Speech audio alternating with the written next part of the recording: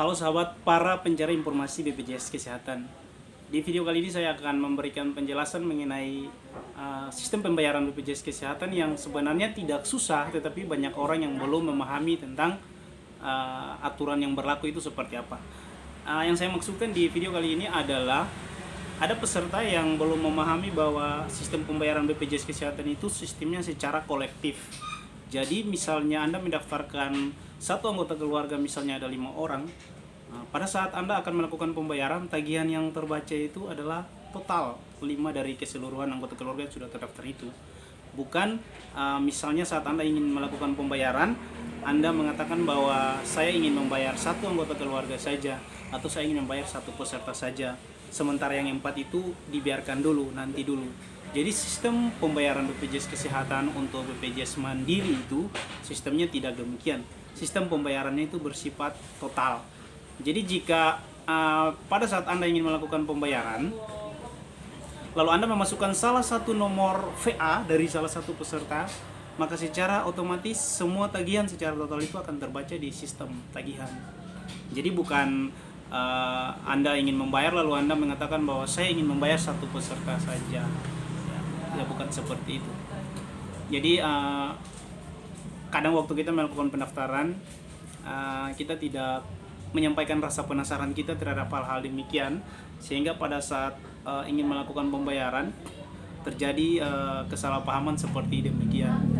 Jadi alangkah baiknya jika melakukan pendaftaran BPJS Kesehatan khusus segmen mandiri, alangkah baiknya hal-hal demikian itu ditanya biar diperjelas oleh petugas, supaya pada saat ingin melakukan pembayaran itu kita tidak salah paham dengan proses-proses pembayaran. Kemudian kalau pada saat teman-teman melakukan pembayaran, alangkah baiknya itu iurannya itu dipikirkan secara matang, supaya pada saat ingin melakukan pembayaran kita tidak merasa terbeban dengan pembayaran yang akan kita lakukan. Untuk sekarang ini kan kelas 1 itu 150 contoh. Kalau misalnya kita mendaftar BPJS Kesehatan segmen mandiri dan kita memilih kelas 1 150 dan misalnya ada 5 anggota keluarga, berarti 150 dikali 5 anggota keluarga. Kalau misalnya 1 bulan kita sudah tidak membayar, 2 bulan kita sudah tidak membayar, tinggal dihitung berapa tunggakan kita baru 2 bulan. Otomatis pada waktu itu saat kita ingin membayar, ya kalau penghasilan kita agak sedikit di atas, tetapi kalau penghasilan rata-rata, hitung pengeluaran bulanan, air, makan, minum, lampu, bayar segala hal, otomatis pasti untuk membayar BPJS lagi teman-teman sudah agak sedikit berat. Sementara tunggakan sudah 2 bulan. Jadi saran saya pada saat ingin mendaftarkan BPJS Kesehatan segmen mandiri, teman-teman benar-benar perhitungan keuangan teman-teman dan jangan salah memilih kelas. Karena pada dasarnya itu BPJS Kesehatan sudah saya jelaskan di video-video sebelumnya juga itu bahwa kelas yang menjadi perbedaan itu hanya masalah ruangan tempat tidur. Kalau kelas 1 kalau tidak salah itu 2 orang, kelas 2 4 orang, kalau tidak salah kelas 3 sekitar 6-8 orang kalau tidak salah.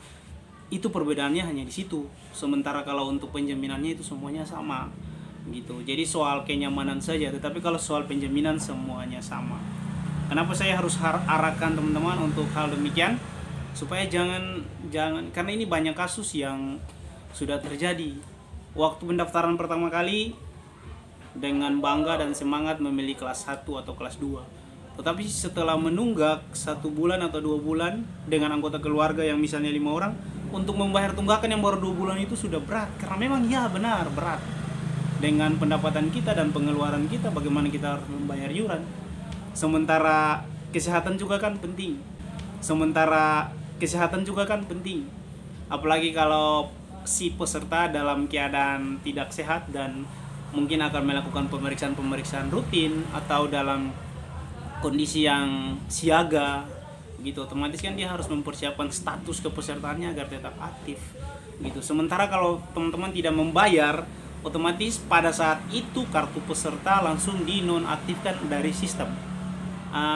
Batas pembayaran kartu tagihan BPJS itu kan dari tanggal 1 sampai tanggal 10. Jadi kalau sudah lewat dari batas tanggal pembayaran, otomatis sistem akan menonaktifkan, dan pada saat peserta atau teman-teman masuk rumah sakit sudah pasti teman-teman tidak bisa dilayani. Alasannya apa?